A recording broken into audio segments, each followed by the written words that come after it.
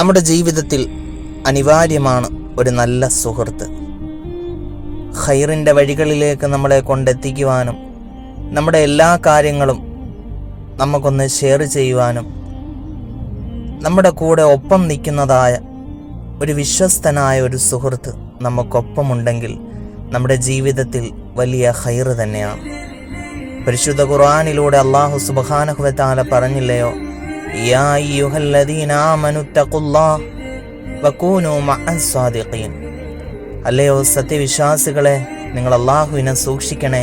വകൂനൂ മഅസ് സാദിഖീൻ, സത്യസന്ധരായ ആളുകൾക്കൊപ്പം നിങ്ങൾ കൂടണേ എന്ന് പരിശുദ്ധ ഖുർആനിലൂടെ അല്ലാഹു പറയുമ്പോൾ, പരിശുദ്ധ ഹബീബ് റസൂലുള്ളാഹി സ്വല്ലല്ലാഹു അലൈഹി വസല്ലമ തങ്ങൾ പോലും അവിടുന്ന് പ്രിയപ്പെട്ടതായ സുഹൃത്തായി സെലക്ട് ചെയ്യപ്പെട്ടത് ബഹുമാനപ്പെട്ടതായ അമീറുൽ മുഅ്മിനീൻ അബൂബക്കർ സിദ്ദീഖ് റളിയല്ലാഹു അൻഹുവിനെ അല്ലയോ?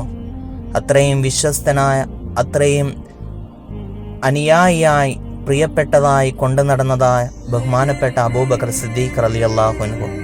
അതുപോലെ നമുക്കും പ്രിയപ്പെട്ടതായ നമുക്കും നല്ലൊരു സുഹൃത്തുണ്ടായിരിക്കുക.